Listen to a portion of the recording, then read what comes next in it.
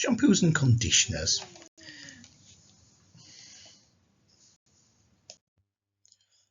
Shampoo, its primary function is to clean your hair by removing oil, product buildup, environmental dust and dirt. And this is why your hair often feels a bit lighter and has more volume after shampooing. Shampooing the hair can control the sebum in the hair and the scalp. Sebum is the natural waxy oil produced by glands in the hair follicles that keep the skin moist, and it also forms a barrier to protect the skin from infection. However, when your follicles overproduce sebum, it's called hyperseboreism. This happens when sebum combines with sweat and dead cells and the residue from a hair care product, and it can be not very pleasant. Shampoos work by binding to the excess oils in your scalp and dissolving them. Well, dissolving them is not really the right word, it's more emulsifying them that's the right word. It's very important to remove the excess oil because left unchecked it will build up and bind your hair into clumps, and it's also going to attract dust and pollen and pollution and dirt. Therefore, regular shampooing can help manage the sebum and help prevent its build-up on the scalp and keep your hair finely divided and avoid that sort of clumping together of hair. It's a nice little video here about how soaps work, how they destroy bacteria. I'm sure we all know it from the COVID days. I'll let you watch that in your own time.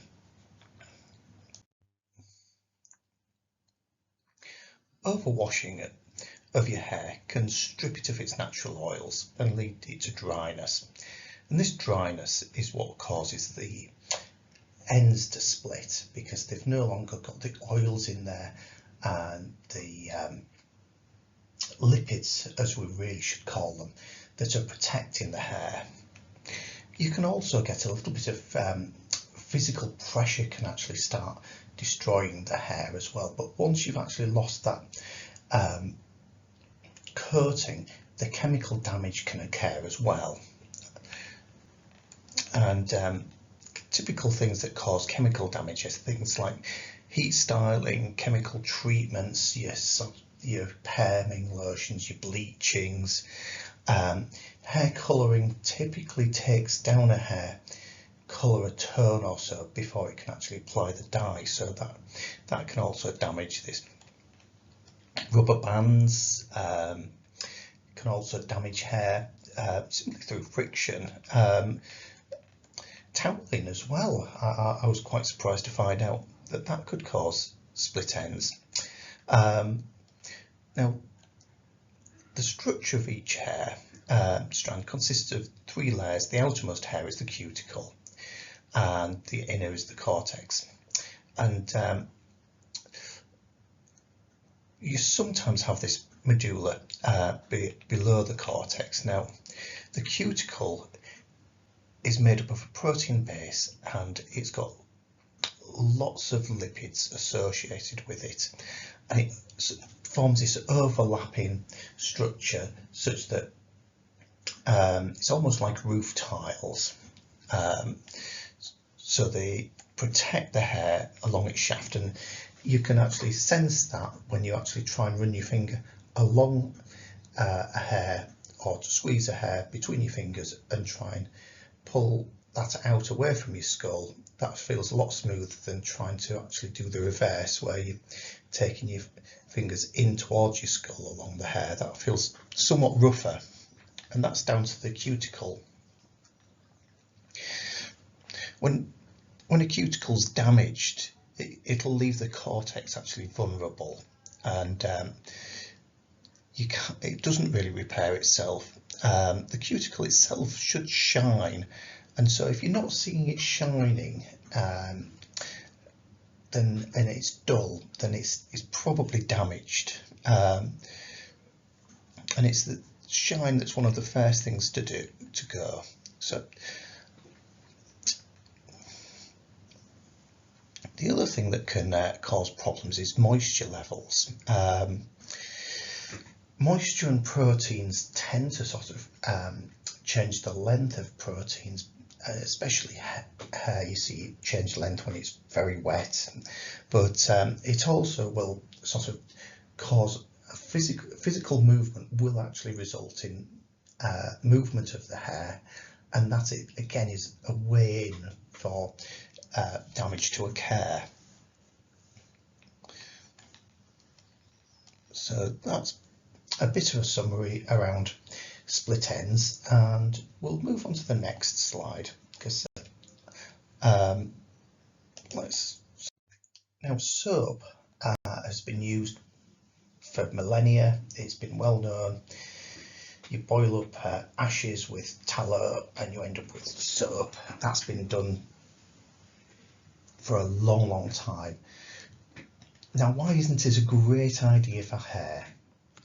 Well, very simply, what you have is this end, which is the hydrophilic end, the end that loves water.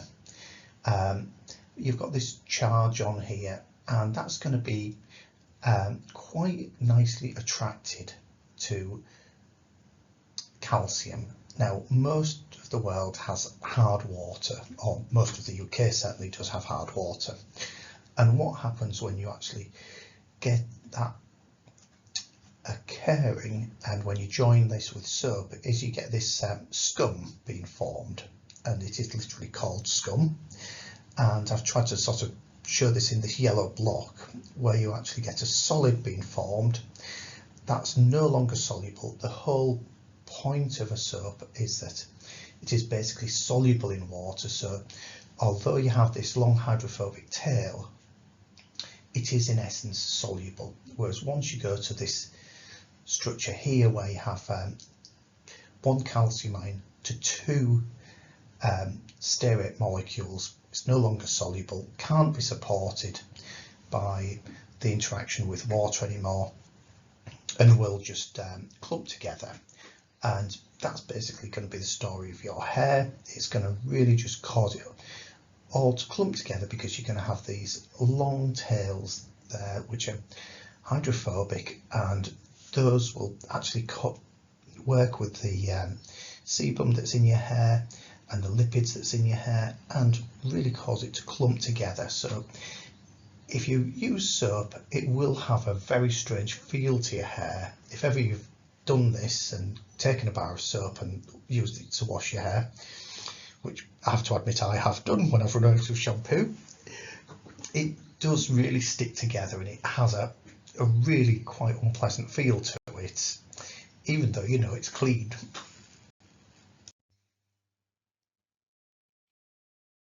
Now, sebum is the oily substance produced by the sebaceous glands in the skin. It's composed of a variety of lipids, and here are the main types of lipids that are found in sebum. Glycerides and fatty acids. So you've got your unsaturated triglyceride up here, you've got an unsaturated diglyceride and a free fatty acid here. So you talk about glycerides and fatty acids accounting for about 57%.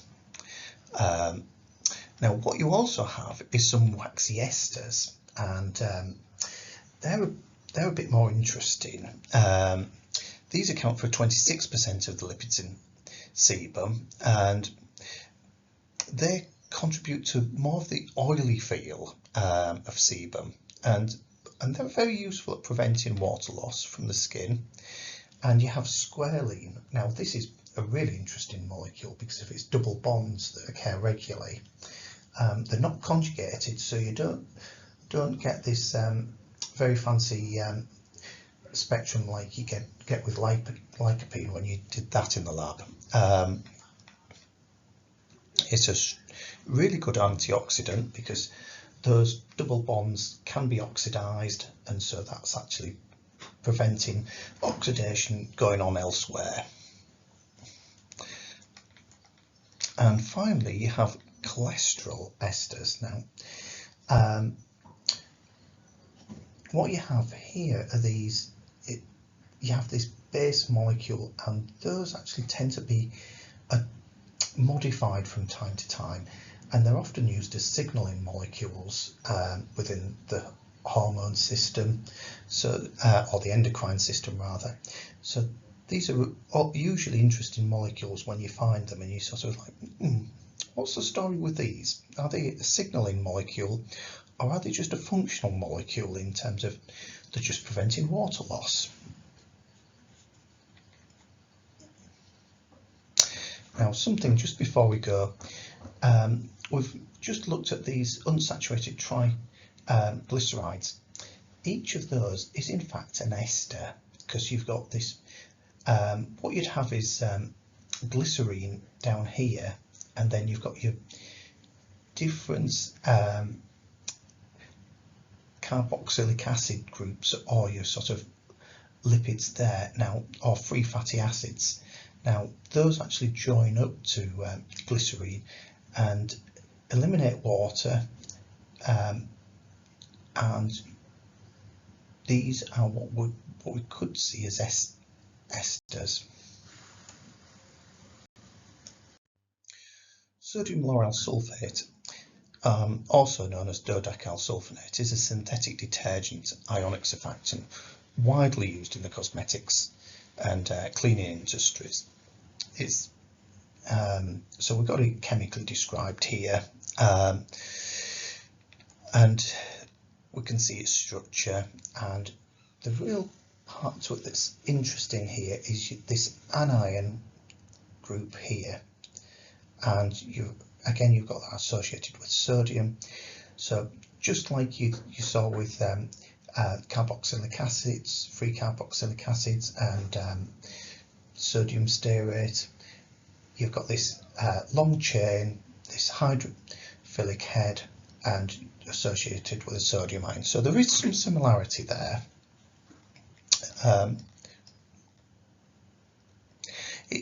SLS is highly effective and is used for anything that involves the removal of oily stains and residues. It's often known as it's derived from lauryl alcohol, which is typically sourced from coconut plants or palm oil. SLS is mainly used in detergents for laundry. It's also a big component in hand soaps, toothpaste, shampoos, shaving creams, bubble baths. So it's also used because it sort of gives a little bit of a thickening effect as well. So it's a really useful component in a lot of personal care products. And you can see, I've got some details of where you can find out a bit more about that if you want, with various structures. It's known for its strong cleaning properties. It helps lower the surface tension of water, allowing water to spread more easily, so you actually get better wetting of a fabric or skin when you actually use a bit of SLS. It's also good at forming foams, so that can be very useful because we all like our shampoo to form a foam. It's very cost effective at doing that.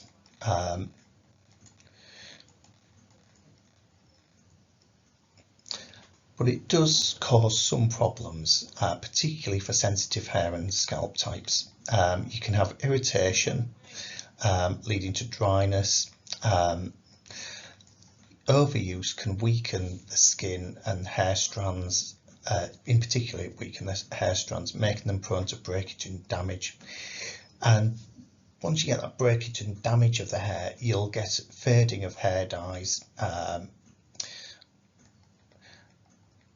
and there's a continuous use of SLS on the scalp can exacerbate conditions like dandruff and eczema. SLS, while it's an effective in cleaning, there's enough drawbacks to make you think twice about it when you're formulating. It might be better to use some milder shampoos. There's a lot of talk I've heard of using a variety of shampoos rather than a simply one shampoo. So you're not using the same shampoo for week after week after week. You actually vary that, and that should improve hair health, which I think is quite a nice and interesting idea. HLB, or hydrophobic lithophobic balance, is a very useful tool in formulation, especially for forming emulsions and especially around soaps, and anything that's going to use a soap or feature that is incredibly useful. So what we need to do with this is we have to actually carry out a bit of a calculation on this. So this is all around sodium stearate, which has that long carbon chain, and then this carboxylic acid group, or carboxylate group here with sodium associated with it. So what we have is this hydrophilic part of the molecule, the part that actually loves water. So we have this hydrophilic part, which is of course the carboxylate group, and then you have the lithophilic part, which is that long CH2 CH3 chain. And when we add those up and put them into the sum, we end up with this value of 18. And we can actually match that up against some emollients, and we can make some nice formulations using this. Now, non-ionic surfactants are used quite a lot in formulation, not necessarily for shampoos, but it's worth just talking about these for a moment, because part of what makes them interesting is that we can actually tune that HLB value quite easily, because you have this system whereby the chain length associated with the hydrophobic part of the molecule is varied between span 20, 40, 60 and 80. Can you see this chain length is gradually getting longer as that number increases? So 20 has the shortest chain length and span 80 has the longest. So if we go back to thinking about how our HLB number is going to be calculated, that little subtraction that you take off there is going to be a small number for the span 20 and a much bigger number for the span 80. That's going to be the most lithophilic, and that's going to be the least lithophilic. And once again we have a similar situation with the tweens, only this time you have a base molecule here which is a ribose sugar that's been ethoxylated, and then you have your laurylate and your palmate, stearate and olate, adding longer chains to these structures so that you actually increase how lithophilic these are, so tween 20 being the least, tween 80 being the most, and it gives you very tunable characteristics between the tween and the span. Normally you add a certain amount of tween and span to try and get the number of the HLB that you require, and so it's this balancing act which is really very, very useful in formulation. I'm going to be very honest here, I just totally ripped this off the Croda website. However, it is an incredibly useful document in terms of giving that HLB information, because what you've got here is a good guide to what the HLB value should be of quite a wide variety of surfactants and emollients, surfactants here, and what it allows you to do is to actually decide how are you going to mix these together. and how are you going to make this work? Now, one of the key parts to that is deciding what sort of action you want from your surfactant. And do you want to have a water in oil emulsion or an oil in water emulsion? So if you want a water in oil emulsion, you've got to keep your HLB values very, very low. If you want an oil in water emulsion, you've got to have high HLB values. And then you've got to start thinking, well, okay, so we've got a nice little table here, and you'd then be sort of starting to say, right, let's pick these out. Now, a product which we find quite often around the lab is lanolin, used in a lot of makeup products, particularly lipsticks. And you could then, let's have a look at what else. Oh, you've got tween 20 up here, very high values, and you've got an ethoxylated product there.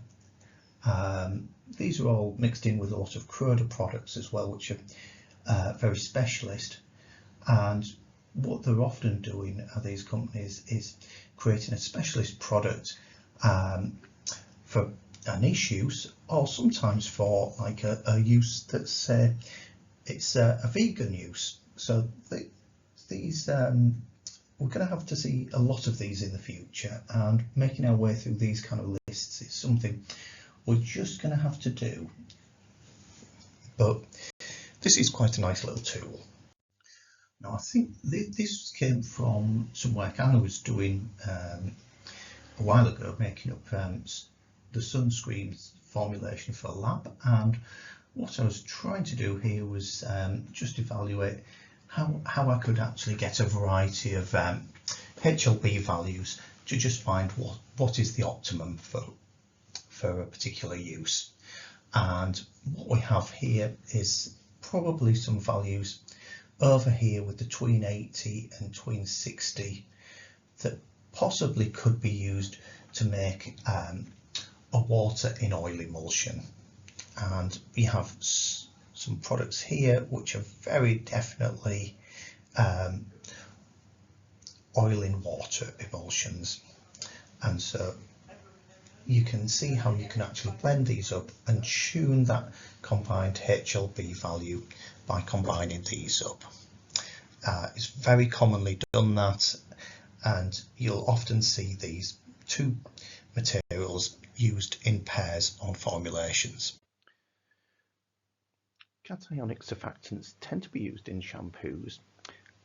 A great reason for that is that they are a positive charge on the actual molecule that is doing the work.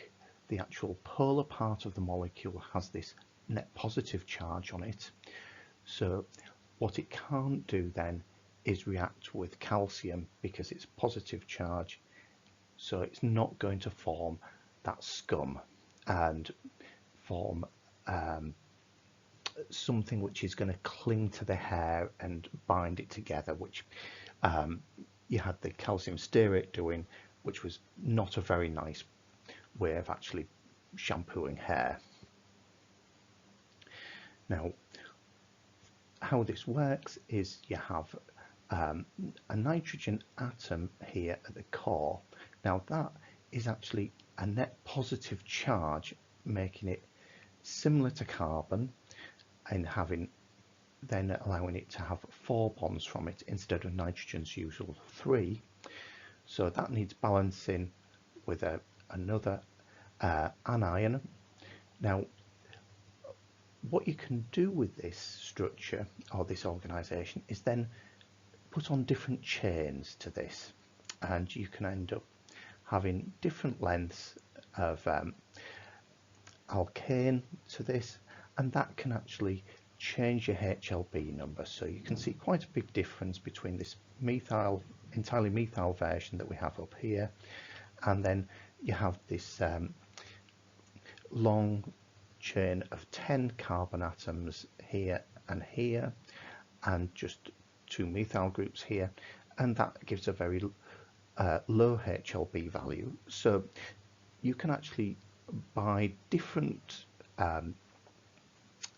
cationic surfactants with different HLB values, and again you can do this same mixing and matching with the HLB values and the proportions of these surfactants to get the HLB that is going to actually balance up what you're going to have in your oily phase if you're making a shampoo with a nice cream to it.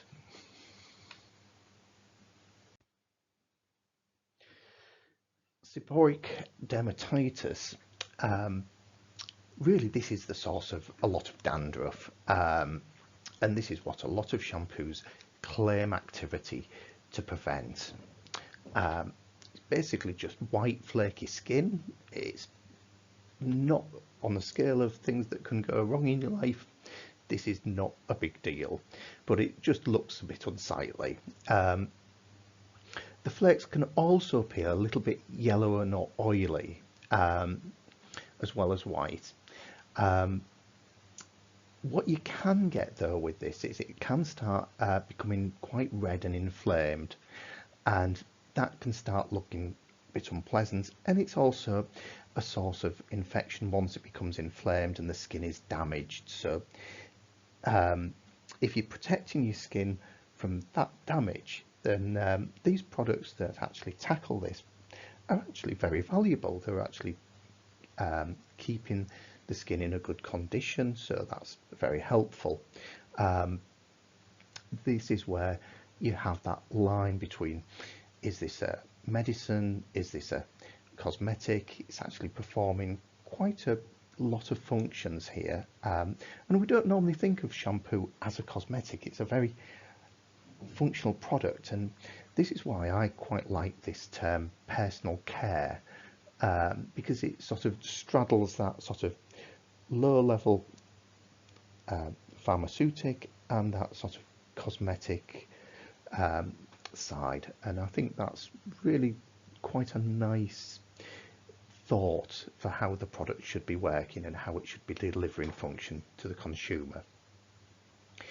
Now let's just look at this a little bit more, and the reason we get this is because you've got a colonization, usually by what is it, essentially a yeast, and then you've got your sebaceous gland activity, and you've got a level of individual susceptibility to it and predisposition. You can get temporary hair loss associated with this, and the hair loss tends to vary quite a bit. So there's quite a lot that can be done for this with the shampoos that are available. So, now it's a little bit easier to see the reddening that happens with seborrheic dermatitis on the face rather than within the hair itself, and these are some quite useful pictures for how that can happen and what it looks like. I think the reddening that you see here is a good sign. Sorry, not a good sign. It's a clear symptom. Now you're looking at quite a good proportion of the population actually having this at any one time, and the prevalence becomes much higher in the elderly and male adolescents. Yeah, it is a bit of a cliche of teenage boys having greasy hair. Maybe there's some truth to that. Anyhow, moving swiftly on.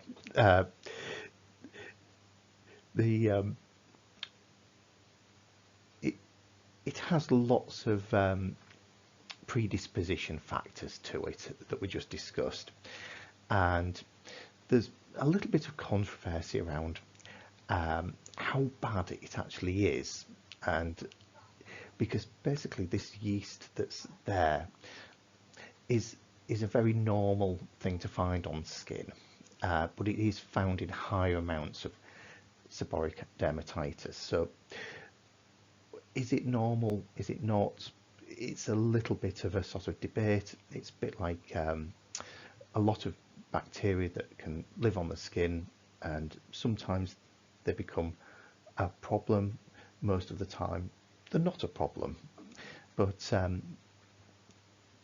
this is where the function of the shampoo is actually very useful, and it can go into this clinical pharmaceutical world where you are tackling the oily skin with very specific shampoos. In most cases, all you get is mild to moderate itches, so you see people just scratching their head a little bit more, and it doesn't necessarily mean they've got nits. It just might mean they've just got this yeast, which basically we all have, and it's not an abnormality particularly. However, there is a concern around an increased sensitivity to oleic acid being produced by this yeast, which, given oleic acid is quite a good surfactant in its sodium oleic form, that might be a little bit problematic. And sometimes people use olive oil on the hair to actually condition it. So again, there could be issues around this. It's worth just talking a little bit about Malassezia, this red yeast that is quite commonly found and is basically the source of why we get a lot of dandruff. Now, Malassezia is a common part of the skin's microbiome. It's very difficult to actually get rid of. It's going to be there on almost everybody. It actually eats or thrives off the lipids that are in the skin. So if there's an overabundance of those, then it's going to be there trying to take those up. And it's found in not just humans, but also plenty of other warm-blooded mammals. For the most part, it lives on the skin without causing an awful lot of harm, just getting rid of these excess lipids that are on the skin. It comes in a couple of different forms, or you can see it here in a couple of different forms. You've got these rod shapes, and you've also got these spheroid shapes, and they have slightly different sizes. The rod shapes tend to be a bit longer, up to 30 microns in size. The spheroid shapes are sort of typically 1 to 5 microns, so they're actually they're bigger than most bacteria. And what you can see in this pitch, which I find particularly interesting, is you actually see budding going on. Now, yeasts reproduce by what we call budding. They sort of produce a smaller version of themselves on their exterior, and that grows into a larger offspring. Now, because they're a fungus, they also have this chitin cell wall, which is basically the same sort of material you find on the cell of an insect, and that's actually confers on them quite a lot of chemical resistance to anything that you're going to actually try and throw at them to get rid of them. So they're actually quite resilient characters. So again, they have this very thick cell wall which is resistant to and they produce metabolites which can give them a little bit of a smell, a fruity smell, and they're associated with various skin conditions. So there's a little bit of a sort of question: are they a terrible thing to be there, or are they just a normal thing to be there and we shouldn't worry too much about them? It's a bit of a variation. They can actually go from being very benign to being actually the causing a problem.